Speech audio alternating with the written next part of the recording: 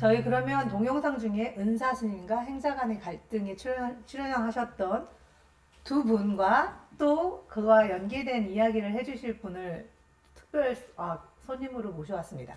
네.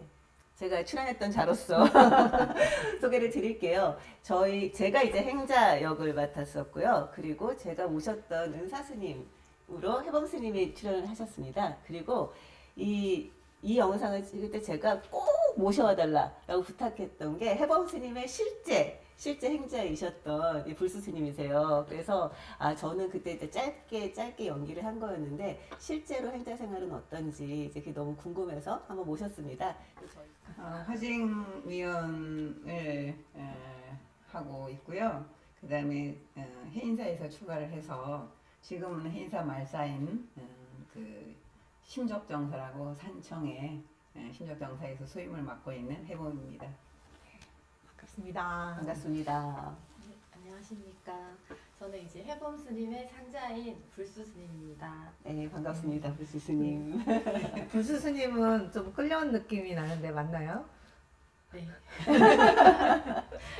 이 역할을 맡아주세요 했을 때 해범 스님 어떤 느낌이셨는지. 저는 사실은 그때 아무 생각이 잘 없었어요. 그리고 또 뭐 화쟁위원 스님 중에 저보다 더 연장자 어른 스님이 계시기 때문에 그 역할을 맡을 사람이 저밖에 없었거든요. 그래서 그냥 하면 해야 되나 보다 이렇게 생각을 하고, 그리고 이게 뭐 유튜브까지 올라갈 거라고 생각 안 하고 우리 코로나 시기에 우리 스님들이라든가 우리 절집 안에서 그냥 뭐 또 처음에 출가하신 분들이 이런 갈등을 해소하는 방법, 물론 부처님 법 안에 다 있지만 그런 것들을 다 알고 해소하기에는 상당한 시일이 지나서 하기 때문에 처음에 입문한 사람들이 이런 걸 좀 알면 교육할 때 좀 도움이 되지 않겠나 그런 생각이 들어서 뭐 이렇게 좀 저도 해보지 않은 일이기 때문에 좀 조심스럽기도 하고 이렇게 했지만 또 뭐 선택의 여지 없이 하면 좋겠다 해서 그냥 이렇게 또 수락을 하게 됐습니다. 네.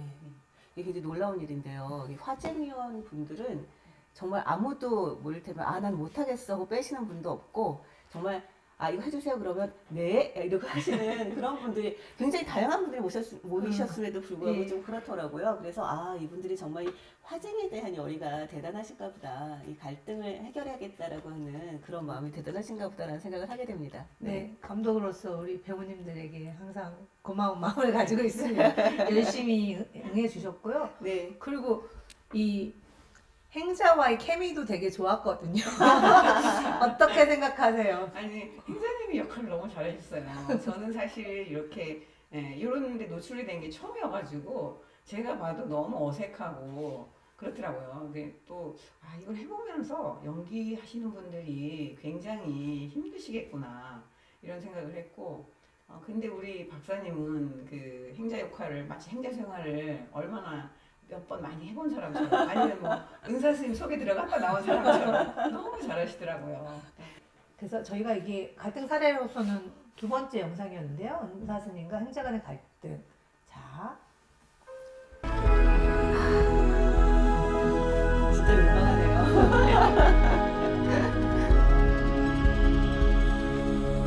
아까 여기서 잠깐 멈춰볼게요. 우리 불수 스님 행자이실 때 이렇게 열심히 막 청소하고 막 이러셨나요? 이 청소나 이런 것들이 그 행자님들의 일상 중에서 큰 비중을 차지하고 있나요? 네, 차지하고 있긴 합니다. 네. 근데 저기 영상에 보면 모든 이렇게 한꺼번에 다 하는 것처럼 보이는데, 사실 뭐 상단을 닦는다던가 이렇게 바닥을 닦는 거는 이렇게 시간이 좀 정해져 있는 편이어서 이렇게 한꺼번에 다 강도 있게 하진 않고, 이제 뭐 바닥을 닦는 시간이 있고 또 그 다음에 뭐 상단을 닦는 시간이 있고 또 같이 할 수도 있지만, 또 뭐 저 같은 경우는 또 대중에서 행자를 여러 번 같이 했기 때문에 여러 명이서 좀 나누어서 분업을 하다 보니까 저렇게 한 명이 다 하는 경우도 있지만 그래도 조금 이렇게 나누어서 할 수 있는 편이긴 합니다. 네, 계속 보겠습니다. 진짜 은사 스님은 왜 이렇게 나한테 잔소리가 심하시냐. 행자님, 근데 음식을 왜 이렇게 많이 해가지고 남겨서 버리게 만드는 거예요? 낭비예요, 낭비. 행자님, 청소할 때도 봐요. 응? 얼마나 좀 깔끔하게. 이왕이면 건너뛰지 말고. 안 보이는데, 보이는 데만 하면 어떡해. 안 보이는 데도 깔끔하게 해야지. 방석도 길을 맞춰서 깔끔하게 정리하고. 알겠어요? 봐봐요. 그거 봐봐요 하잖아요. 도량에 다닐 때 발뒤꿈치를 들고 다녀야지. 어? 신발을 쫙쫙 끌고 다니면 어떡해요? 스님이 될 뿐이. 찬물 끓일 때도 그렇지. 물을 조금만 넣어서 해요. 전기세 다 낭비거든요. 신도님들을 보면 어떻게 생각하겠어요?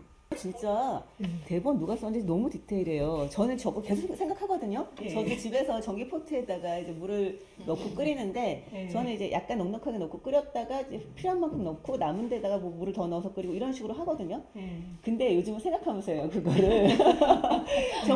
정말 이게 아무 생각 없이 할 때는 정말 이렇게 인식하기 어려운데, 와, 진짜 디테일하게 대사를 썼다, 이런 생각을 또 하게 되네요. 대본은 제가 쓰긴 했지만 이게 네. 다 듣고 쓴 거니까. 불수 스님은 실제 하신 말씀들 중에 본인이 직접 들었던 말 있나요? 이렇게 해라 저렇게 해라라고 지금 지적한 것들 있잖아요. 사실 믿기지 어렵겠지만 없습니다. 오, 오. 진짜요. 너무 해범스님이 나한테만 혹독하셨던 거예요? 너무한데, 이거 정말? 그건 아닐 수도 있어요. 워낙 잘해서 그럴 수도 있어요. 아. 그렇게 얘기를 할 게 없게끔. 근데 정말로 도량을 다닐 때 발뒤꿈치를 들고 다니세요?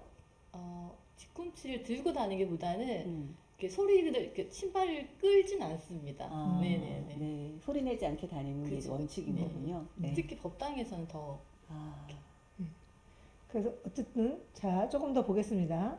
공양도 그래. 아니 갑자기 손님이 오면 부족하면 낭패잖아. 그렇지. 그러니까 조금 더 하는 걸 가지고 뭐라 그러시냐? 아 게다가 청소도 말이야. 요즘 청소기가 얼마나 좋은 게 많이 나왔는데 그 비하고 걸레가지고 청소를 하니까 자꾸 먼지가 나오잖아. 혹시 요즘 청소는 뭐로 하시나요? 청소기로 하고 아, 네, 또 걸레질을 합니다. 아. 얼마 전에 인터넷에 올라온 거 보니까 로봇 청소기로 법당을 청소하시는 데도 있으신 것 같던데요?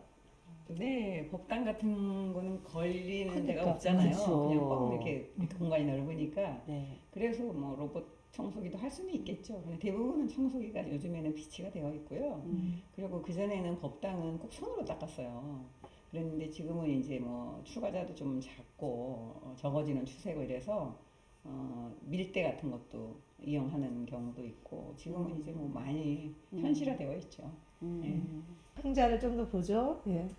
아 게다가 아니 전기 포트에 물 좀 조금 더 넣기로 써니 그게 얼마나 전기를 먹는다고 그걸 가지고 잔소리를 하시냐? 아 은사 스님하고도 이렇게 마음이 안 맞는데 내가 부처님 법을 배울 수 있을란가 모르겠다. 아니, 이거 보니까 이거는 의사 스님하고 마음이 안 맞는 문제가 아니라 음. 저 행자가 별로 저기가 없네요. 경우가 없네요. 이렇게 왜 정말 알뜰하게 사시는 부모님들 같은 경우는 요즘 아이들이 너무 해퍼 보일 수 있잖아요. 그렇죠. 물론 이제 저희 같은 경우는 조금 더 이제 그 시주를 받아서 운영을 하는 것이니까 더 엄격하게 더 절약하시는 그런 모습을 보이기는 하지만 근데 사실 그런 식의 갈등은 굉장히 흔하게 일어나는 일인 것 같아요. 맞아요. 네. 청법 진원 수리 수리 마 수리 수수리 사바 수리 수리 마 수리 수수리 이게 우리 스님 뷰티샷입니다. 너무 이쁘지 않나요? 그렇긴 아주 한데 이 속으로 막 사귀시는 게 느껴져요. 정말 저 화상을 어떡하나 막 이러면서 속으로 사귀시는 게 느껴지는 그런 모습인데요. 그래도 저는 이게 참 마음에 드는 샷 중에 하나여서 맞아요. 어떠세요? 이 샷. 저렇게 하시는군요. 저렇게 속으로 사귀시는군요. 어. 근데 행자가 직접 은사 스님한테 이런 말을 직접 하는 경우는 없죠. 아 스님 좀 너무 어때요? 좀 이렇게 손님 올 수도 있지 막 이런 식으로 이렇게 대놓고 얘기를 하는 경우는 많지 않지 않아요? 처음에는 이래야 되는가 보다 이렇게 어딘지 자기가 원해서 왔으니까 네. 고분고분하게 그냥 어떤 생각을 일으키지 않고 하지만 시간이 쌓이게 되면 네. 자기도 이제 이야기할 수 있는 어느 정도 기간이 되면은 이야기를 하는데 이제 음. 좀 불손하게는 안 하고 음. 나름대로 네. 좀 정화시켜가지고 이렇게 이야기를 네. 할 수 있습니다. 네. 그렇죠. 네. 예. 우리 멋있는 해범 스님 모습을 보면서 수소리 사바 소리 이거 실감 난다는 사람들 많았어요. 저도 이거 한마디 네. 해주세요. 어떠세요? 너무 무섭습니다. 실제 저러시면 엄청 예. 떨덜. 이게 진짜 노리고 한 샷입니다. 너무 잘해주셔가지고. 예. 그러게요. 근데 이런 거는 실제로 막 선생님들도 그렇고 부모님들도 그렇고 진짜 이런 게 많잖아요. 이렇게 하면서. 그래서 이 부분이 들어가면 어떠나 했는데 너무 잘해주셔가지고 얼굴 표정도 수소리 사바 저도 연기하는데도 좀 소름 끼치더라고요. 요즘 행자님들은 참 우리 때랑은 많이 달라요.